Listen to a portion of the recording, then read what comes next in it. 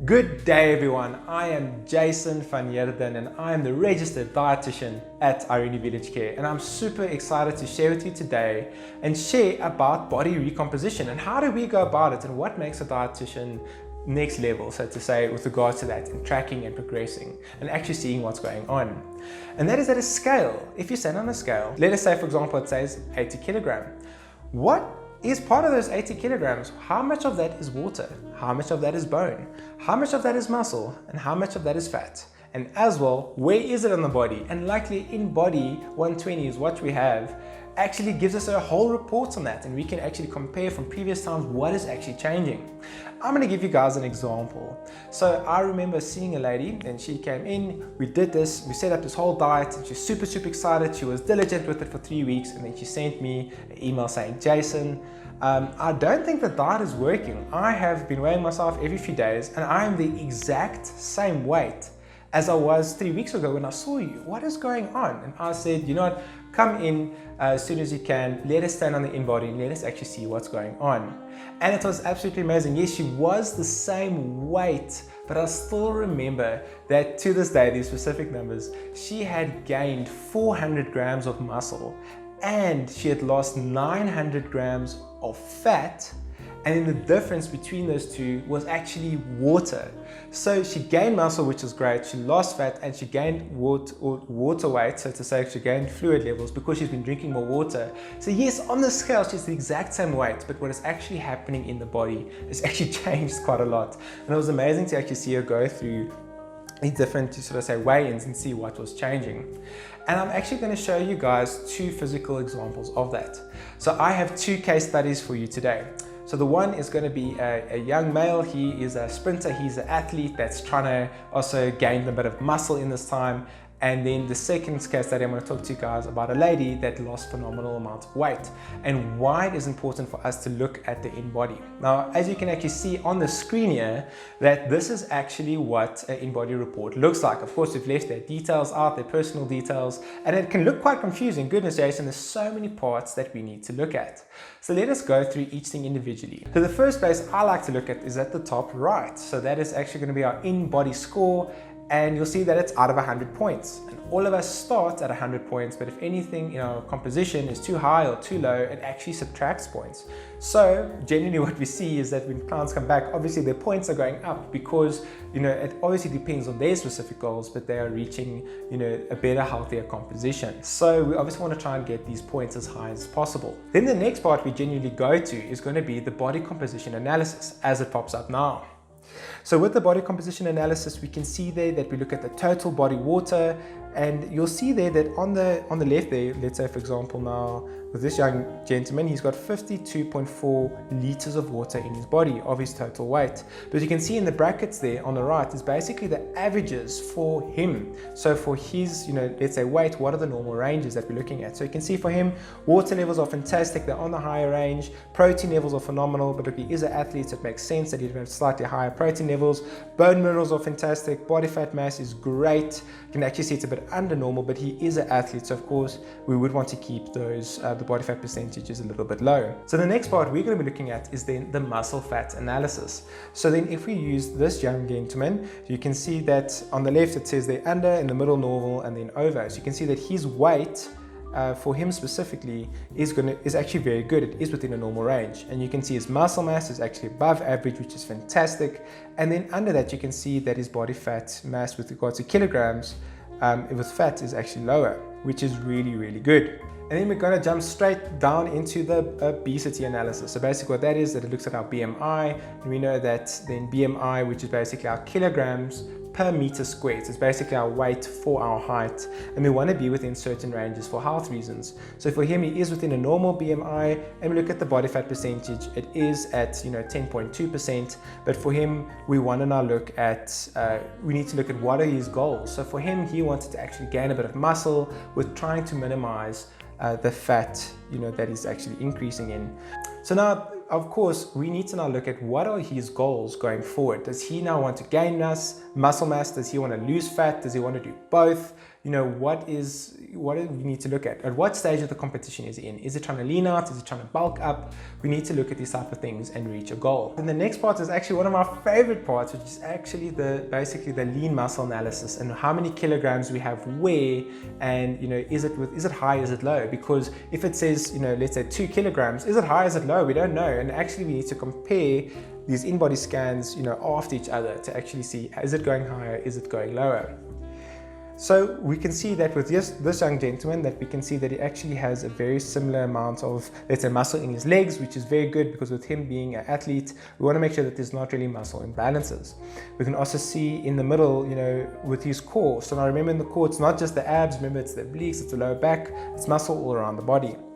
And then if we look at the top section, that's basically the upper body. Remember, that includes the, the chest, the shoulders, the biceps, triceps, and all those type of things. And we can actually look at where is his muscle around his body, and then we can actually compare that to next time. So the next part we're going to then look at is then the percentages underneath these kilograms. So what does it mean? So basically how we should look at it is that if it is at 100%, that means that it's kind of average. That's kind of where it should be. And then if it's above that, it means that you kind of have above normal muscle mass there, for example, which is actually not a bad thing, but we want to make sure that they're not imbalanced. And then, so let's say, for example, in the legs, if it was, let's say, at 60 or 70 or 80%, we know they're probably underdeveloped. Or if they're at 130 or 140%, we know, look, this guy really spends a lot of time gymming and exercising on his legs. Then we just need to look at those things for any imbalances, so to say. The next part we're going to look at is then our fat analysis. So for him, it is going to look a bit weird because he is an athlete and he has a lower body fat percentage. So you'll see there, for example, that the percentages are quite a bit lower, but it just goes to show that he is an athlete, he does have a lower body fat percentage, and we would want to track those. So let's say, for example, he picks up a lot of fat in those areas, it might adversely affect his performance, and we might need to change it, or change the diet, or change the goals. So a very nifty part that we can actually look at is then the weight control. So you can see there that with his weight, he's at 79.8 kilograms, and we see that he doesn't actually really need to gain any fat or gain any muscle or lose muscle or gain muscle. So this is just to show all the things within the normal ranges. But on the next case study we're going to show you is going to be a better example.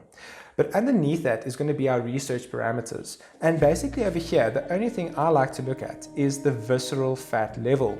So you can see there that he has a visceral fat level of 2, and we want to keep it between 1 and 9. If it is above 9, then it basically increases our risk of non-communicable diseases such as cholesterol, blood sugar level problems, high blood pressure, all those type of things. So remember, the visceral fat level is basically the fat around our midsection, and we don't want that to go too high for health reasons. So a few weeks later, this young gentleman came in. We obviously put him on a muscle building program so he can gain a bit of muscle, but he didn't want to pick up too much fat. And that's what's nice about me doing my sports nutrition diploma, is that we looked at different factors and different interventions that we can do for gaining muscle, but preventing or minimizing that fat gain that we normally see if we do the diet wrong. So what we did is that, I'm not going to go through everything that we did before, but I basically just want to focus on the muscle mass part, which was the main goal. So if we look here, if we compare, on the left side is going to be what his initial results were, and on the right is going to be what they were when he came in for his follow-up. So you can see that he gained 200 grams in the upper left part of the body, as well as he gained 300 grams on the top right. As well in the core, so remember the core is the abdominals, the obliques, which is basically the V-line, and then the lower back, which is, that comprises of the core. He then gained 1.2 kilograms there, and in the legs you can also see he gained 100 grams there. So you can see overall, where is he actually gaining muscle? And then if we look at the body composition at the bottom, which is basically our graph, which basically summarizes everything, is that he gained 2.3 kilograms of weight, right, as we can see on the top there. But he then gained 1.6 kilograms of pure muscle, and that is really, really good, because most of the weight that he picked up was pure muscle. And if you look at his body fat percentage, it actually went down. They went from 10.2% to 9.4%. So you can see that is phenomenal, and that is what we aim for, is that for him to get basically leaner, but as well gaining muscle. And all that really changed was just his diet. It's the protein and carb timing, distribution, all those type of things, and that is what I love about working with athletes, is that we see this type of progress.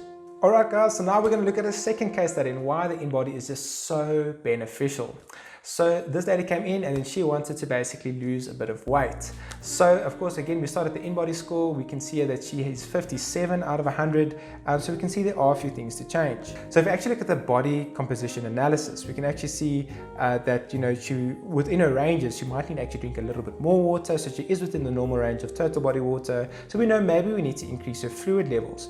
And as well, protein levels are good, we might want to increase that.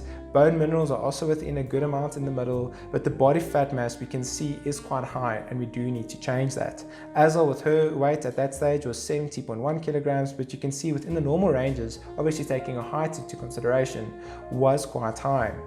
So if we go to the muscle fat analysis, we can see that, look, her weight was over, but you can see compared is that she actually had a little bit of a lower muscle mass. And why that is important is because when we look at weight loss, we want to try and keep as much muscle as possible. There's even a chance we can build a bit of muscle if we get the right training and nutrition done. So you can see that with her muscle mass, it is within the normal ranges, but it is a little bit on the lower range. So we want to make sure that we don't give her a diet and exercise environment that she loses a lot of muscle, because that would be detrimental for her sustainability. Remember that muscle is actually quite, I'll say inverted commas, quite expensive calorically on the body, is that it takes quite a lot of more calories to sustain a kilogram of fat than a kilogram of fat. So it burns a bit more calories and it's going to be good for sustaining her diet or sustaining her weight. So just a quick thing is that with yo-yo diets, and we've got this crash diets with extremely low calories, is that yes, we can use weight. How much of that is actually water? And secondly, as how much of that is actually fat and muscle. So with that muscle, if we lose that, it's going to be actually detrimental for sustainability. Then we can see with the body fat mass, it was quite high, and that was the main goal, was to now reduce that. And if we go to the obesity analysis, if we look at her BMI, remember again, which is her weight for her height, it is a bit over, technically classified as overweight, and we want to get it to a healthier BMI. Then with the body fat percentage, it was 46.6, and we obviously want to get that, with a female adult between a healthy range of 18 and 28%. Then if we jump to the weight control, so this is a much more better example of why this is so great, is that we can see, look, her goal weight is 51 kilograms, roundabout. Of course, each person has different goals, and it's not to say that this is, the end goal for her, but her weight was 70.1. So you can see that for her to get to that 51, she needs to lose about 19 kilograms, which is about 21 kilograms of fat, and it would be ideal for her to gain about 1.9 kilograms of muscle. So we need to look at a healthy long-term composition, and that's why we need to break down this journey into several sustainable goals. Then if we look at the research parameters, we again want to focus on the visceral fat levels. It was 17. So let's say, for example, if someone was struggling with cholesterol or blood pressure or blood sugar levels that were out, of course there's many other factors we can look at. We would know that, look, having a high visceral fat level, if we get that down, it generally does help with those things. So we do want to get it to a visceral fat level rating of under 9. So this lady, I'm not really going to go through where the muscle and where all the fat is, but what I do want to focus on is that her journey when she came in from a follow-up, and just why it is so important to have something like a body composition scale. So as we see here with her track, is that she came in, first time at 70.1 kilograms, and now she was 63.2, amazing. With basically within, 2 months, is that she lost about 7 kilograms, which is phenomenal. But for me, what was a massive victory is that her muscle mass, she only lost 100 grams. Guys, that is phenomenal. For losing 7 kilograms of weight, she only lost 100 grams of muscle. And then look at her body fat percentage. It is phenomenal, 46.6% down to 41%. But why is this important, Jason? I mean, she lost 7 kilograms. I mean, either way, that's amazing. And I actually beg to differ. So let us say, for example, that she lost 2 or 3 kilograms of muscle. And yes, she probably would have lost 2 or 3 kilograms of fat. But as well, maybe she didn't drink as much water and she lost a kilogram of water. Remember, a liter of water is a kilogram. So then she wasn't really, less than half of what she lost was actually fat. And it's a lot of water and muscle. And that is worrisome. And that is why it is so important for us to look at an InBody scale, for example, and actually see what are you actually losing? What are you actually gaining? Is it muscle? Is it fat? And we obviously want to try and most cases try and maintain or build muscle, and then try and lean out and not gain basically fat mass, or try and lose as much as sustainably and as healthily as possible. So this is just the reason why I really love having the InBody, and why it is so nice that every time you come you can actually compare and look, let's say for example with the lean muscle analysis, how much fat you lost and how much muscle you gained, where in your body, where's the body recomposition, especially looking at different stages, like let's say with sports performance. So let's say, you want to have periods of, high performance and high, gaining muscle, those type of things. And then, let's say pre-season and then in season where, you need to be a bit lighter. Then we can look at cutting and still getting your performance up and those type of things. And then on race day or in competition time, then we give you that peak nutrition that you can perform the best. And yes, you might gain a little bit of weight, but then you're at the optimal, let's say weight, and that you can afford to gain a little bit of weight because you're getting all this extra carbs and, performance foods that you're taking to go forward. And that part is only with regards to let's say athletes. It can also be a personal goal of yours to just get a bit leaner, gain a bit of muscle, and that is why it's important that we give individualized diets for you and your goal to make it sustainable. Alright guys, I hope you enjoyed this video, just to find out basically what is one of the things that I love doing with the work is just going through the InBody and making sure what are we actually losing, because remember there's a big difference between weight loss and fat loss. Guys, really have a wonderful day, and please leave a like, please leave a comment, maybe there's something you'd like to find out, and I'll see you guys in the next one. Cheers.